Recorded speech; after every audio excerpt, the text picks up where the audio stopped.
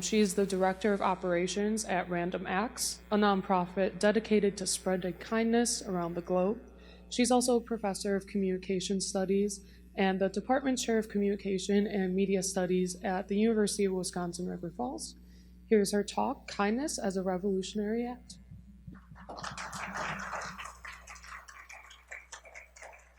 Thank you. So, kindness is a revolutionary act. What do you think of when you think of kindness? Maybe you think of something like that, right? The quote. Maybe you think of something like this, buying somebody a cup of coffee, right? Or maybe you think of something like that, glitter unicorns. Yeah, there we go, right? Is this kindness as a revolutionary act? Does this fit? Maybe. So let's first start by looking at the word kind. Okay, what do we mean when we say kind? So kind is of a good or benevolent nature or disposition, as in a person, a kind and loving person. Okay? Then we've got another definition, having, showing, or proceeding from benevolence, kind words. You got benevolence in there twice, so that's obviously an important word. Third one, indulgent, considerate, or helpful, humane, often followed by to, as in to be kind to animals. I like the helpful part. The indulgent part makes me think of giving in to a 3-year-old in the candy aisle of a grocery store, which I don't want, right? So I'm leaving that part off. So let's take a closer look at the word benevolent, since that was in there twice. So benevolent, characterized by or expressing goodwill or kindly feelings, a benevolent attitude, or her benevolent smile. We just looked at kind, and now we've got benevolent, so we're using kind to define benevolent and benevolent to define kind. Students in here, would your professors let you get away with this?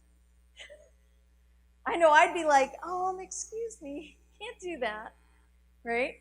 Desiring to help others, so we've got help there again. Charitable, as in gifts from several benevolent alumni.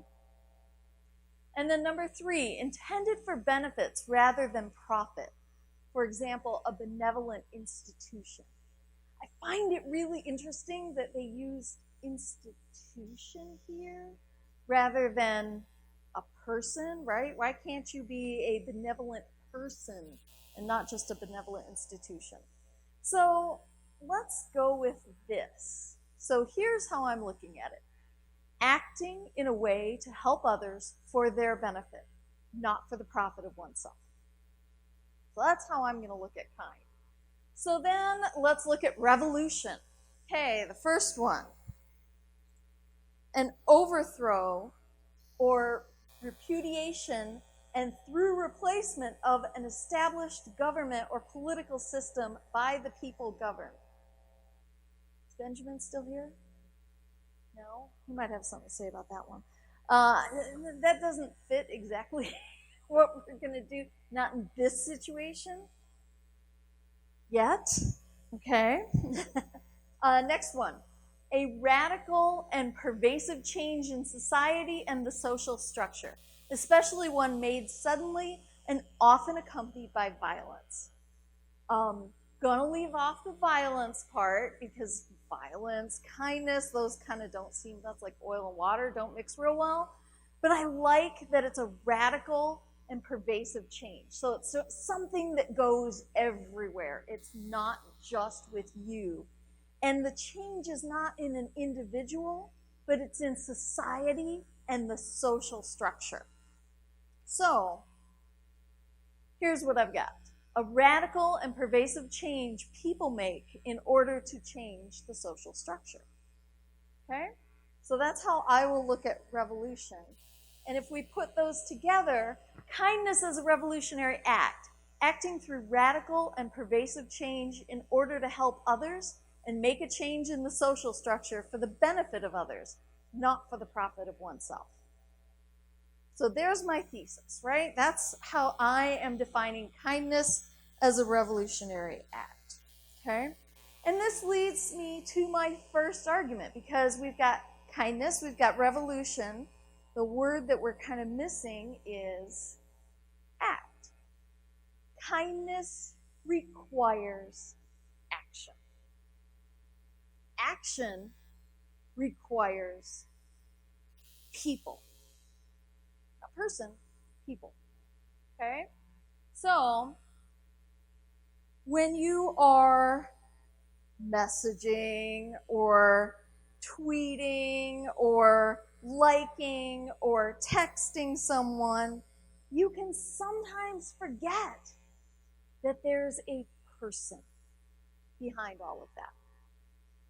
So if you think about how we use technology, this is the Pew Research Center, and these were some surveys that they conducted from 2002 to 2018. That top line there is cell phone usage. Okay? So 95% of people in the United States own a cell phone. That other line is smartphone usage. We're at 77% now of people who own a smartphone, not just a cell phone, but a smartphone. So, okay, question here. Raise your hand if you have a cell phone within arm's reach. Raise your hand. Almost everybody. Okay, all right. So, and hey, I'm not here to judge, right? Because I would have my cell phone in my hand, except I've got somebody holding it for me. So, cell phones are a really important aspect, but I want you to think about what it means when we do kindness through technology. So, we might do donations through games. So we have here freerice.com. If you have ever heard of this, this is a game that you can play where you can go to freerice.com and you can take like quizzes, right? Like do SAT vocabulary words, or I've done a lot of Spanish vocabulary on here, right? And basically you click, and every time you get a right answer, you get 10 grains of rice that gets donated out, right? You get 5 right, 50 grains, and you keep playing, and it feeds hungry people. And nothing against this organization, right? I actually looked into the finances of the World Food Program, which is the organization that freerice.com, where it goes to, where the money goes to. And they do good things. But something's missing. Going back to my slideshow is missing. There we go.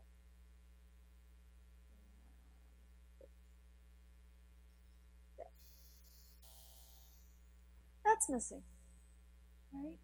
Human connection is missing.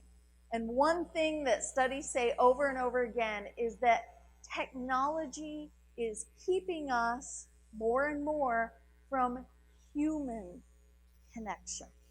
Now, we're able to interact with a lot more people because the internet is global.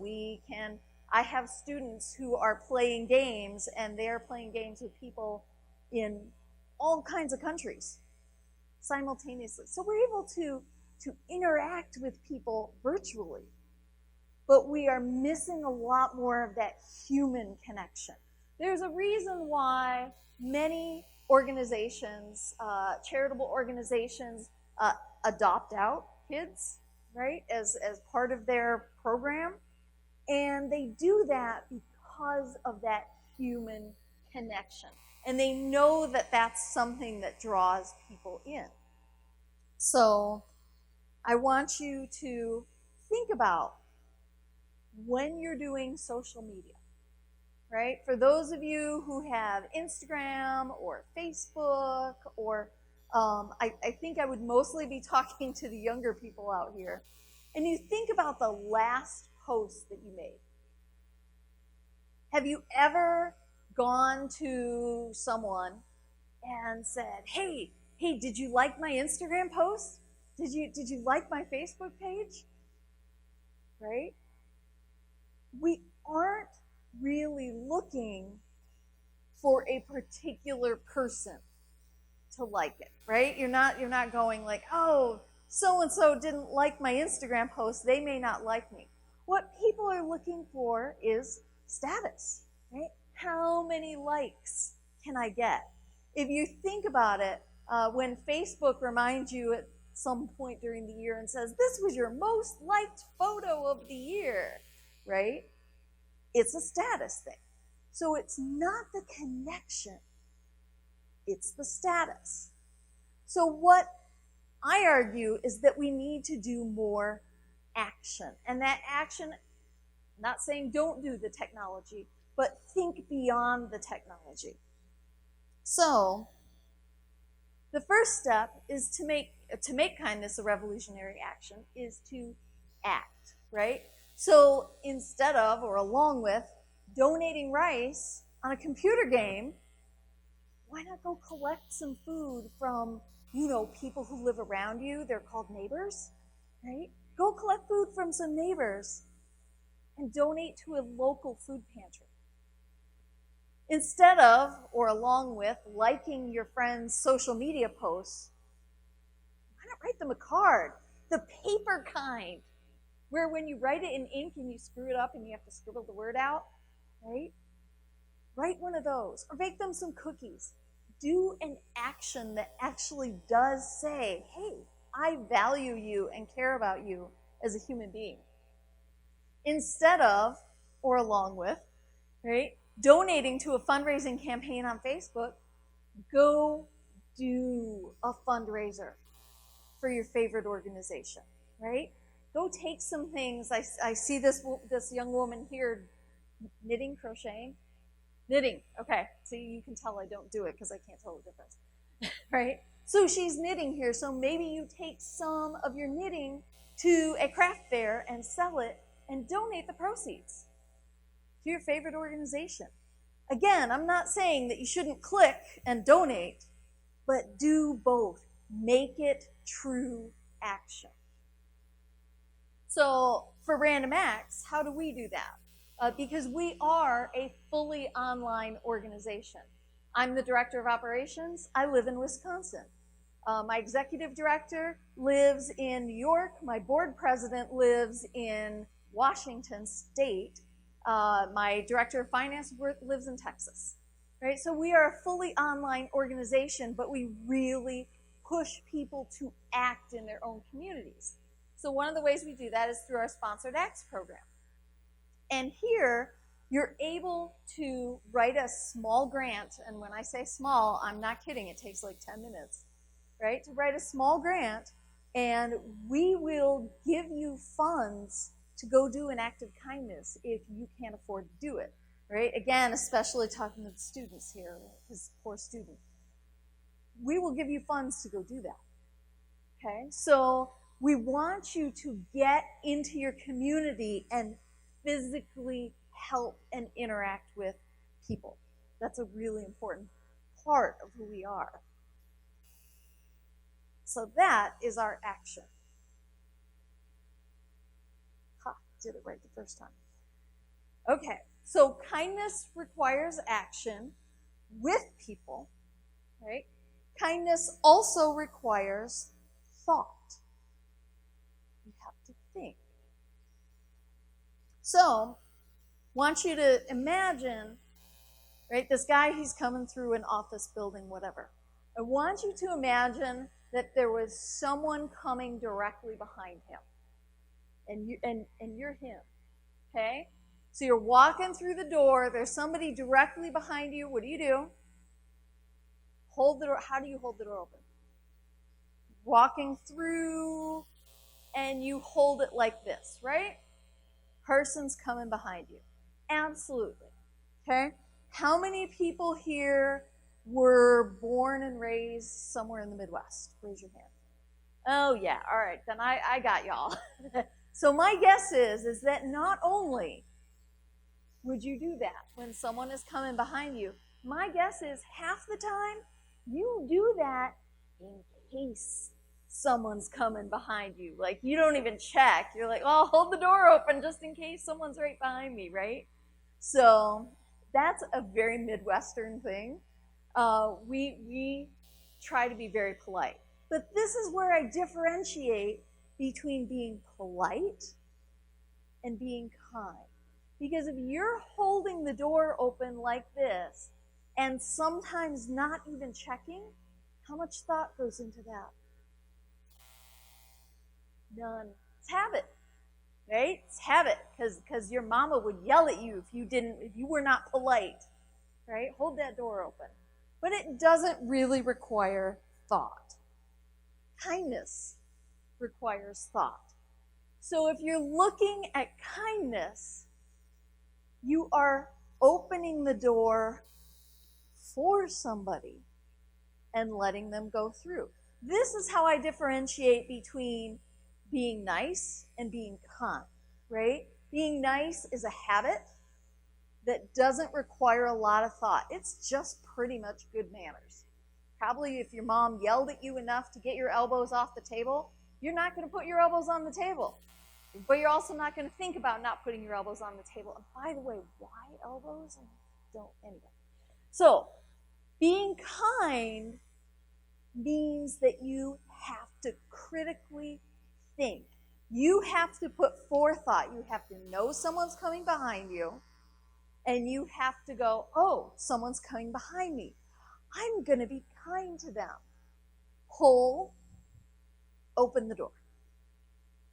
Okay? Now, I'm not saying that if you don't do that, you are therefore not a kind person. You're evil. No, not at all. Right? It's just a really good metaphor to talk about the difference of kindness versus politeness. Right? Kindness requires thought.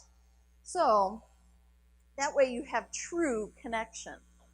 So if we're acting through radical and pervasive change in order to help others and make a change in the social structure for the benefit of others, not for the profit of ourselves, then there has to be thought.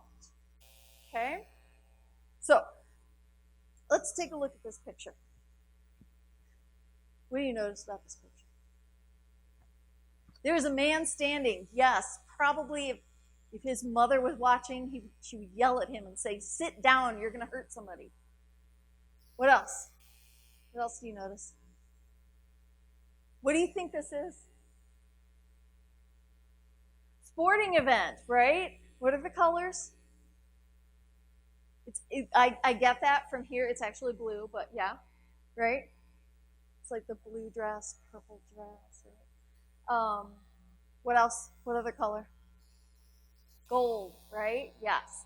So this is not Michigan. This is actually the USG football club from Belgium. Okay. The other thing I noticed here is that almost everyone in this picture is white. In fact, on really close inspection, and I mean really close, I counted 4 people of color who may be people of color, right? They appeared to be people of color. There may be some lighter-skinned people in there who are actually people of color, but probably not a lot, right? So there are 4 that I have noticed in here. And it's kind of like, where's Waldo? So I don't know, I might have missed one. But, and you might say, well, it's Belgium. You said it was the Belgium Football Club. Belgium has a lot of white people. Yes, they are nearly 90% Caucasian. But the point is not that there are a bunch of white people here. The point is the noticing. The point is noticing that right away. So when we are going to think critically, to be kind, we have to notice. We have to think outside of who we are. We have to think outside of our own experiences, and that is really hard. So if you are a white person, it is unlikely that that thought even occurred to you. It's like, wow, there's all white people there. If you are a person of color, I will almost guarantee you that that was one of the first things you noticed.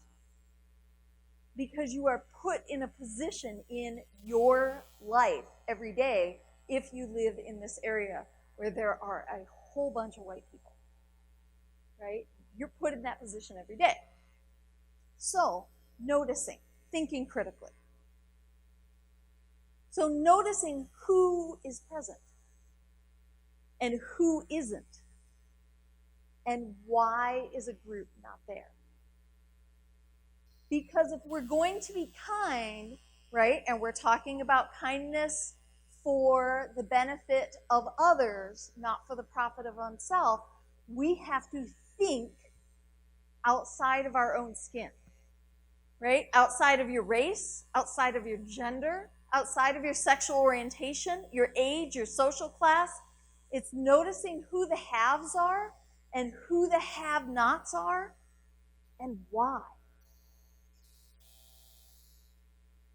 That's kindness as a revolutionary act. The first step in this part is noticing. So kindness requires action with people. It requires critical thought. It requires listening. That's the next thing. So listening, first thing, is different than hearing. Okay? Hearing is the biological aspect. Right? If something literally doesn't work in here, then you have a hearing problem that is biological. Listening happens here. Listening does not happen here. Listening happens in your head. So, when we are acting through radical and pervasive change in order to help others and make a change in the social structure, not for the benefit of others, not for the profit of oneself, we have to be able to listen to others. Truly listen to others and understand their experiences the best that we can. And I actually need to put a caveat here. When I say you have to live outside of your skin, what I am not saying is, hey, you should think like a black person. Right? You, men, should think like a woman. That is not possible, right? Without making some very significant changes, it's not possible because I can sit here and try to think you into a man, and society is just not going to treat you that way, right? Unless you make some very different physical changes and difficult physical changes. So, when I say think outside of your skin, what I really mean is to notice, to pay attention, to look around and see how others are experiencing it. You already know how you experience things. Look at how others are experiencing. Okay, so when we want donating, right, listening to needs. Now, a lot of people will donate clothing, right? There's flooding somewhere, or there's, poverty somewhere. Oh, I want to donate my clothes. We have a lot of people who say, oh, I want to donate my clothes to a third world country. But what they don't do is listen to the people that they want to help. The people that they want to help will tell them one of two things. Number one, the charity will tell them that a vast majority of the time, they have to pay someone to take those clothes and put them in a dump because they just don't need them. Or they're nasty. You're like, oh, really? That's okay. No worries. So, if you're not listening, then you might not know that.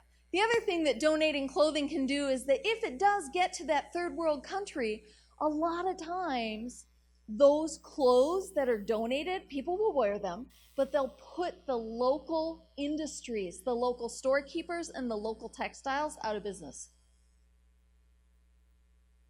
So you really have to listen what is needed by the people that you want to help.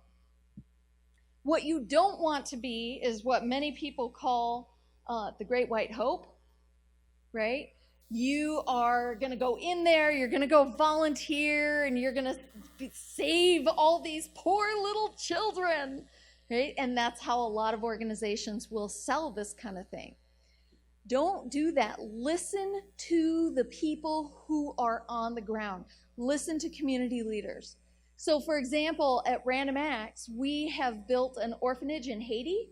We built that right after the big hurricane that went through, right? And the earthquakes. We also have built a high school in a very rural part of Nicaragua. And it's a high school that students can attend for free, because in Nicaragua, if you are over the age of 18, or if you are pregnant, or if you have children, you're not allowed to go to school without paying money. And so at this particular high school, anyone can go for free. In fact, we just opened, a couple of months ago, we opened a daycare at the school so that parents can bring their children, they can have a safe place to stay while they try to learn. But what we did that I think is really important is that we didn't go down and say, hey, y'all look like you need a high school. Let us build one for you. We went down and asked local community leaders, how can we help? What do you need, right? And they had started a high school already, but it was a high school that traveled and lived out of all these different kinds of buildings. And so the first thing we did was we bought them a bus to get the kids to a central place. And then we built the central place, right? So we were working off of what they already wanted. So that's really important to do. When you're changing the social structure, that means listening, right? Listening to each other, seeking to understand. And that can be difficult. That can be really difficult, especially if I think about, for example, politics, okay? Or, I don't know, religion. That we sit down and really attempt to understand other people. One important note here. Sitting down and listening to someone does not mean sitting down and trying to convince someone that you're right. That is not listening. Okay? Listening is the ability to sit down and really try to understand where that person is coming from, which has nothing to do with agreement. You can sit down and listen and really work to understand this person because they are human, because you value them as a human being, and go, this is so antithetical to what I believe. Explain. I really want to know where you're coming from. And the problem is, a lot of times when we do that, do we listen to understand? No, we listen to respond. We say, oh, I know. When they say this, I'm going to say this. That's not listening, right? Listening is understanding what the other person's perspective is. Again, not agreeing with it necessarily, but listening to it. So, kindness requires action with people. Kindness requires critical thought. Kindness requires listening. Kindness also requires uncomfortability, right? And here's where people are like, oh, but my glittery unicorns. How many of you have been around glitter? Like, really been around glitter? We have any dance people here? Theater? Yeah. What is the thing we know about glitter? It goes everywhere and you never get rid of it. You never get rid of it. I remember when my daughter, when she was dancing and she was really young, right, when I was still giving her baths, and I'd be like, oh my goodness, that dance recital was a month ago and there's still glitter in your hair, right?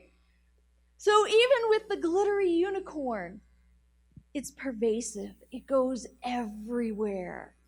And if you work hard at it, glitter must work really hard. It sticks with you.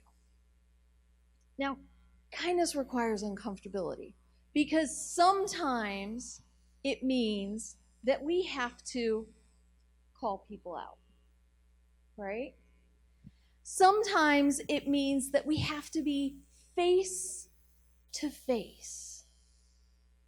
So I'll give you an example. There's an app that is out there right now that is out there to help the homeless, and I won't talk about what this app is. And it does do good. I will say that. Again, I've looked into this. It really does do good. But basically the idea is that the people of this app give little beacons, right, little Bluetooth beacons to homeless people through a reputable shelter, right? They only work through really reputable organizations where they do a lot of screening. So they give these little beacons to homeless people, and then people who are going through the town can download the app and they can look and they can say, oh, look, there's this homeless guy who's like 3 blocks down the street. And they read his story and they're like, oh, I want to help this person. So they click to donate some money to this person, okay?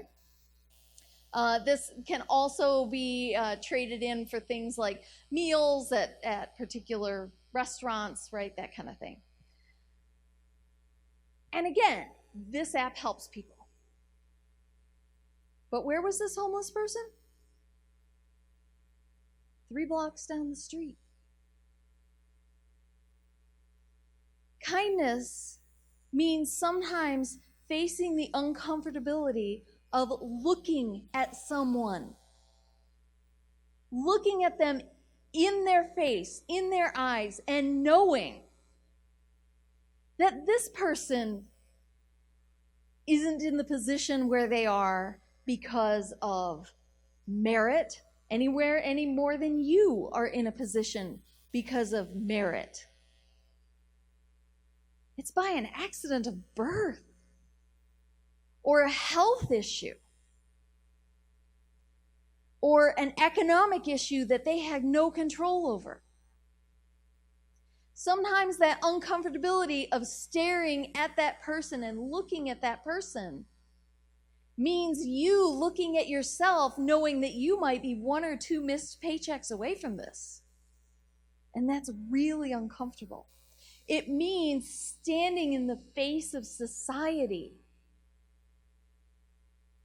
and saying, no, I am not going to walk by this person or mindlessly drop $1 in a cup. I'm going to interact. I'm going to make eye contact. I'm going to smile. I'm going to ask this person their story rather than read it on an app. So sometimes kindness means being uncomfortable. You also have to face your assumptions sometime. So this is actually my executive director, Rachel Miner, and she's an actress. But what a lot of people don't know about Rachel is that she has MS. And right now she is on a scooter, right? That's how she gets around. She can't walk reliably. So when she's on this scooter and she drives around town, or not drives, she scoots around town, but a lot of times she'll have to catch a cab or something. And she's had a lot of people who will say to her, oh, I'm sure they're going to find a cure for you. You're so pretty. You'll be healed. Like multiple times she's heard this. Now I want you to think about the assumptions behind that. What does being beautiful have to do with being healed or deserving to be healed? And does that then necessarily mean that if somebody is ugly, that they don't deserve to be healed? The assumptions that we have to think about, things that we normally wouldn't. Now, I study intercultural communication. I've studied it for more than 20 years. This never occurred to me until she and I were talking about it about a month ago. And I was like, wow. So facing your assumptions, and that can be really uncomfortable. As I said before, sometimes calling people out can be really uncomfortable. And there are different ways to do it, right? I am not advocating the vitriol that's all over the internet. Don't do that. Don't do that. But if someone makes a racist, sexist, homophobic joke, you can't write it off to say, oh, well, I know this person. They didn't mean it that way. That still perpetuates. And it ends up being a kindness to call them out. Is that going to feel uncomfortable? Oh, yeah. It's going to feel very uncomfortable. It'll feel very uncomfortable. But again, we are looking to do this for the benefit of others, not for the profit of oneself. So as I'm thinking about this, why am I staying silent? Am I staying silent for the benefit of others? No, I'm staying silent so I don't have to be uncomfortable. So it means being uncomfortable. It means that kindness requires continuous work. You don't get to take a day off. Don't get to take a day off. In some way, shape, or form, every single person in this room is privileged. If you are a student here, or if you have a degree, only 1% of the world gets a bachelor's degree. You're privileged.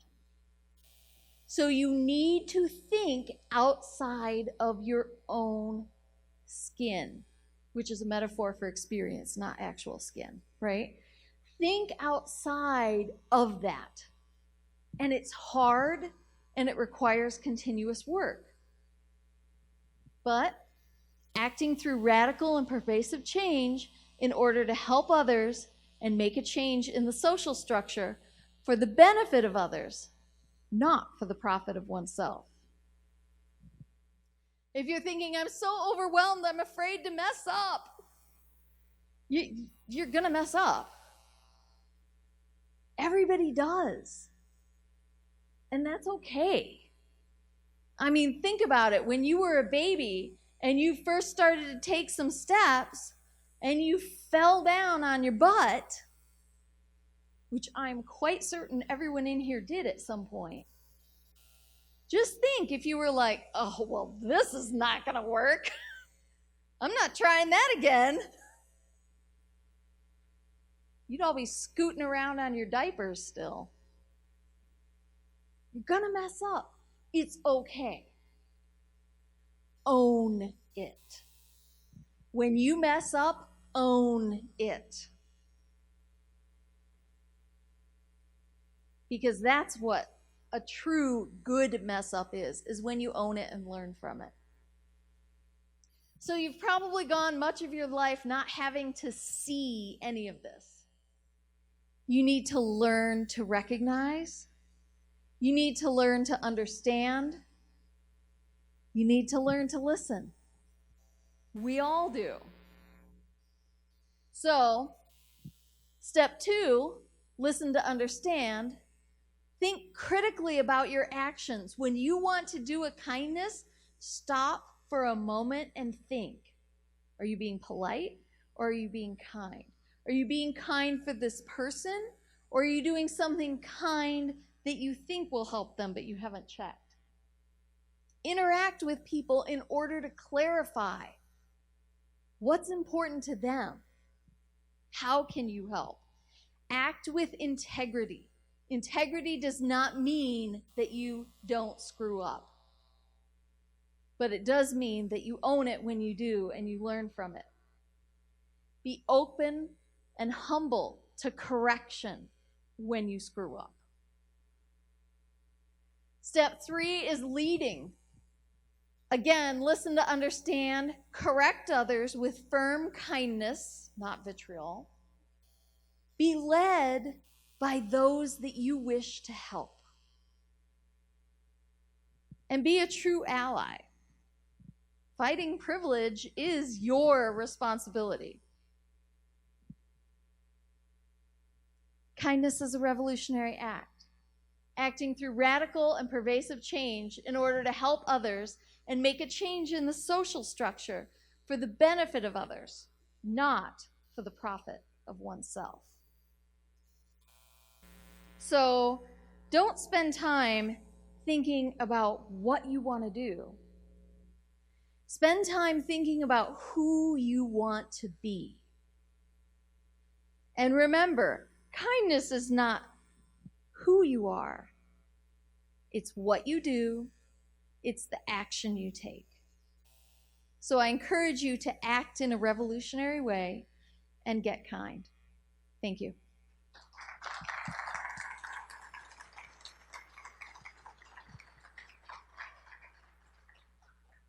Yeah, does anyone have any questions? That is either really good or really bad. Oh, yes. Okay. Oh, wait for the mic.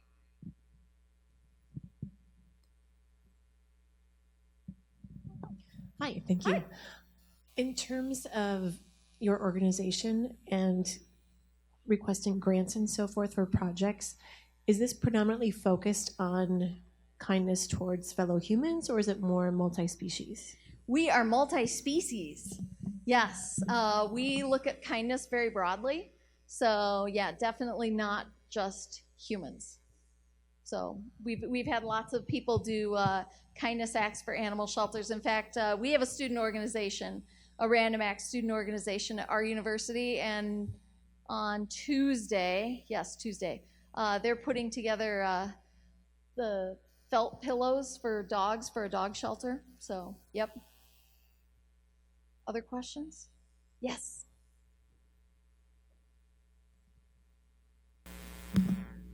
So in the talk, you didn't mention a word like sociology. Did you make that decision? Did I make the decision not to mention sociology? Yeah.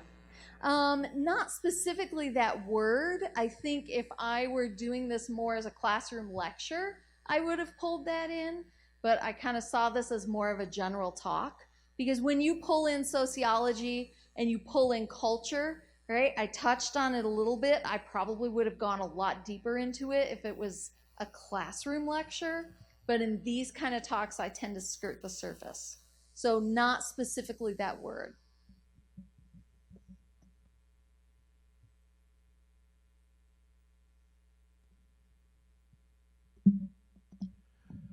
I noticed that you talked about listening in order to understand without a goal of response, but then you also emphasized kindly correcting or kindly pointing out people's prejudices and whatnot. How do you reconcile those? Because you have to listen to understand first, right?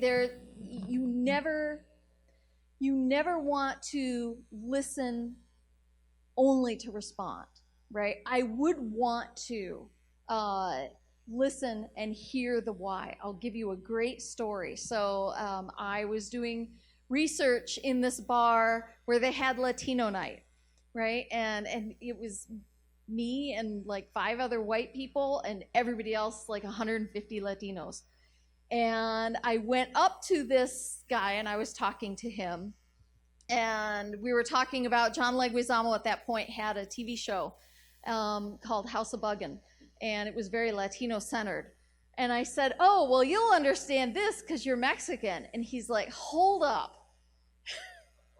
I'm Puerto Rican and Nicaraguan.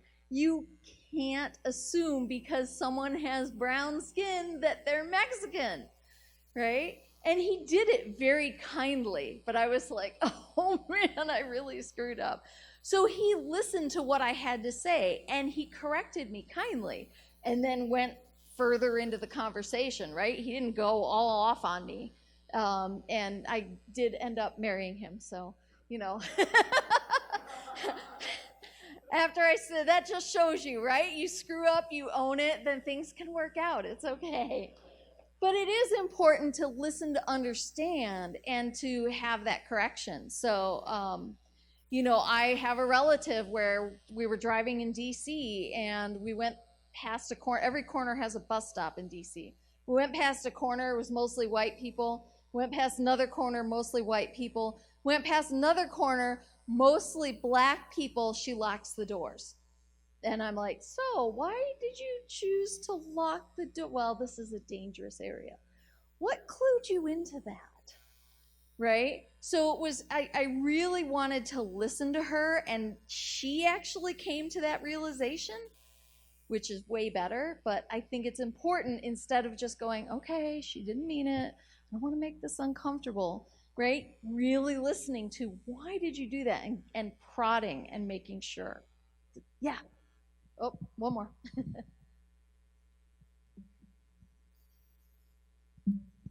That very much puts me in mind of something called street epistemology, which is where you solicit from people not only what a particular core belief or disposition is, but you also get them to explain it, and you ask kind but thought-provoking questions about it.